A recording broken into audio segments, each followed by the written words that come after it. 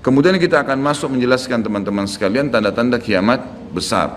Ada 11 yang disepakati tanda-tanda kiamat besar, sebagaimana disebutkan di dalam hadis riwayat Imam Muslim. Yang pertama adalah keluarnya Dajjal. Dan Dajjal ini diambil dari kata-kata Dajjala yang berarti kekacauan. Dan ini digunakan untuk nama seseorang yang memang akan dikeluarkan oleh Allah Azza wa Jal sebagai fitnah bagi kaum muslimin. Makanya kita dalam tahiyat membaca wa'udzubika min fitnatil masihid dajjal, dan jauhkanlah kami dari fitnahnya Masih Dajjal. Nanti akan saya paparkan panjang lebar. Yang kedua adalah sementara Dajjal membuat kerusakan di muka bumi, maka akan keluar Mahdi, yang kata Nabi SAW akan keluar seseorang yang sama namaku, Muhammad bin Abdullah, akan sama paras wajah dan poster tubuhku, sama persis dengan Nabi SAW, alisnya, matanya, kulitnya, dan dari keturunanku, dari kota Madinah. Jadi kan sebagian ulama hadis mengatakan ini kemungkinan dari turunan Hasan radhiyallahu anhu, karena memang sekarang yang banyak di Madinah itu turunan Hasan radhiyallahu anhu. Maka dia akan keluar dan Allah mengubahnya dalam sehari semalam. Kemudian dia keluar dari Madinah ke Mekah, lalu dibayat dengan 300 orang, lalu kemudian mereka membentuk pasukan untuk mengejar Dajjal. Kemudian yang ketiga, pada saat itu, nanti akan saya jelaskan panjang lebar, ini garis umumnya dulu. Yang ketiga akan turun Nabi Isa alaihissalam. Pada saat pasukan Mahdi sudah sampai di masjid, ya, Menara Putih, dikatakan, dan subhanallah, masjid itu kata ulama hadis ada sekarang di Damaskus, di ibu kota Syria. Ada masjid yang disebutkan Menara Putih, dan Nabi SAW sebutkan dengan nama Menara Putih. Nanti mereka akan tinggal sholat asar situ, lalu Isa alaihissalam turun. Kemudian setelah itu, setelah Isa alaihissalam ya, datang turun kemudian memerangi Dajjal, datang tanda-tanda hari kiamat. Yang keempat adalah Ya'juj wa Ma'juj, dua suku yang dari anak Adam diciptakan oleh Allah Subhanahu wa taala, tapi mereka berbeda dengan kita. Mereka sangat beringas, memakan semuanya, kala jengking, ular, hewan-hewan, jumlahnya banyak. Bahkan seseorang di antara mereka tahu kalau akan mati kalau seandainya sudah memiliki 1000 orang anak. Dan mereka akan membuat kerusakan, membunuh semua yang ditemui. Kafir, beriman, tidak ada urusan. Selain mereka akan dibunuh. Ini ada ciri-cirinya. Ya, ada ciri-ciri yang akan saya sebutkan nanti. Ringkas cerita, mereka akan buat kerusakan dan Allahu a'lam berapa lama di situ.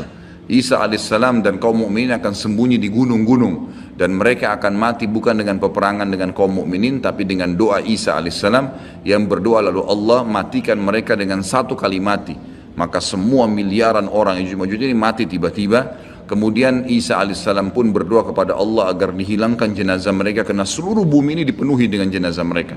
Sampai disebutkan dalam hadis mereka akan turun di sebuah sungai Tibriyah di wilayah Syam. Mereka minum sungai tersebut, orang terakhir mereka datang sudah nggak temukan lagi ada airnya, saking banyaknya jumlahnya. Dan saya pernah tanyakan ke dosen saya sendiri waktu tingkat 3 kuliah bicara masalah Ya'juj Ma'juj ini, saya bilang, Syekh, apakah ada orang dari kita yang ikut dengan pasukan mereka? Maka syekhnya mengatakan sama sekali tidak ada, karena kita beranjak daripada hadis Nabi SAW, seseorang yang antara mereka tahu dia akan mati kalau sudah punya 1000 orang anak, dan mereka akan membunuh semua selain mereka. Jadi ada ciri khasnya sendiri. Kemudian setelah mereka mati pun Isa alaihissalam berdoa, lalu Allah SWT datangkan burung-burung yang besar dari arah barat yang mencengkram mereka satu-satu, lalu dibuang ke lautan ke arah timur. Kemudian Allah turunkan hujan yang membersihkan kotoran-kotoran mereka. Jadi sudah ada tanda-tanda kiamat pertama Dajjal, nanti akan saya ceritakan ceritanya. Kemudian ada Mahdi keluar dari Madinah, kemudian turunnya Isa alaihissalam, kemudian Ya'juj Ma'juj. Setelah berjalannya waktu, maka akan terjadi orang-orang kufur kembali kepada risalah langit. Setelah pada saat itu Isa alaihissalam sudah meninggal dunia, sudah mulai sebenarnya tentram, orang sudah mengenal Allah, tapi dengan berjalannya waktu manusia mulai lalai, mulai lagi kembali menyembah berhala, mereka lagi berbuat zina, mereka melakukan kekacauan. Maka keluar tanda-tanda kiamat besar yang kelima, yaitu keluarnya dabbah atau hewan melata. Yang hewan melata ini akan keluar dari tanah, berbentuk seperti hewan, tapi dia bisa berbicara, dan dia membawa cap yang dia mencap orang beriman dan orang kafir. Setiap kali mereka buat kesalahan, ya diingatkan oleh dabbah ini, kalau kamu sedang lalai dari jalan Allah, kembalilah. Dan itu tadi yang ayat yang kita bacakan, surah An-Naml ayat 82. Kemudian setelah itu datang tanda-tanda kiamat yang keenam.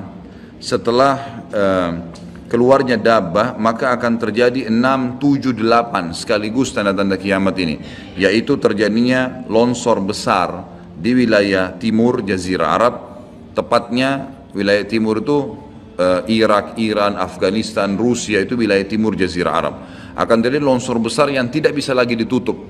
Dan terjadi juga longsor besar, tanda-tanda kiamat yang ketujuh, itu adalah di Jazirah Arab dan juga terjadi di wilayah baratnya Jazirah Arab, yaitu wilayah Afrika, dan ini juga akan longsor besar gitu kan.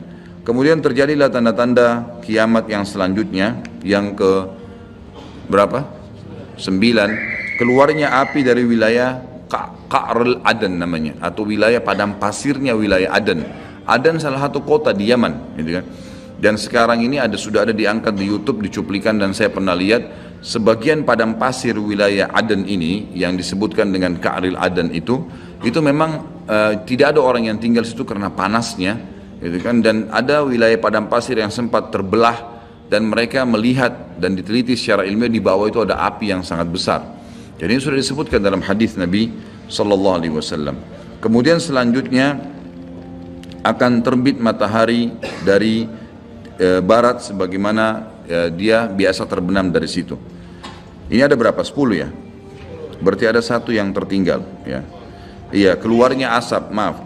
Jadi sebelum terjadinya longsor 6, 7, 8 tadi, yang keenamnya itu adalah kelihatannya kabut. Di seluruh muka bumi ini akan terjadi kabut yang menutupi bumi ini, dan semua dunia ini akan melihat kabut itu dalam beberapa waktu. Inilah 11 tanda-tanda kiamat besar.